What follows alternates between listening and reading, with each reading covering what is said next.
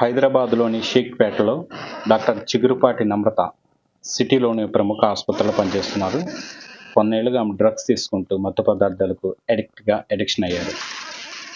ఈ క్రమంలోనే ముంబైలో నివాసం ఉండే వాన్స్ టక్కర్ను వాట్సాప్ ద్వారా సంప్రదించారు. 5 లక్షల కొకైన్ డ్రగ్స్ ఆర్డర్ చేశారు. డబ్బును మొత్తం ఆన్లైన్లో చెల్లించారు. అనంతరం టక్కర్ తన వద్ద డెలివరీ బాయ్గా పనిచేసే బాలకృష్ణ ర్యాంపర్ రామ్ అనే వ్యక్తికి డ్రగ్స్ ఇచ్చి నగరానికి పంపించాడు. రాయదుర్గంలో నమ్రతను కలిసి ర్యాంపర్ రామ్ డ్రగ్స్ అందజేస్తుండగా పక్క ఇన్ఫర్మేషన్తో పోలీసులు అక్కడికి చేరుకున్నారు. వారిరువురిని అదుపులోకి తీసుకుని 53 గ్రాముల కొకైన్ స్వాధీనం చేసుకున్నారు.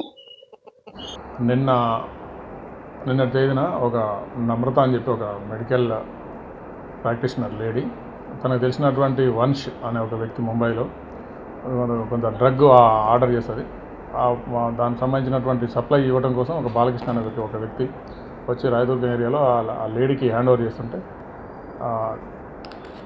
పోలీస్ వాళ్ళు ట్రాక్ చేసి పట్టుకొని వాళ్ళిద్దరి మీద కూడా కేసు రిజిస్టర్ చేసి వాళ్ళ దగ్గర నుండి ఒక 10,000 rupees cash, 53 grams cocaine, 2 cell ఫోన్లు రికవర్ చేసేసి వాళ్ళిద్దరి మీద కూడా కేసు చేసి రిమాండ్ చేయడం జరిగింది.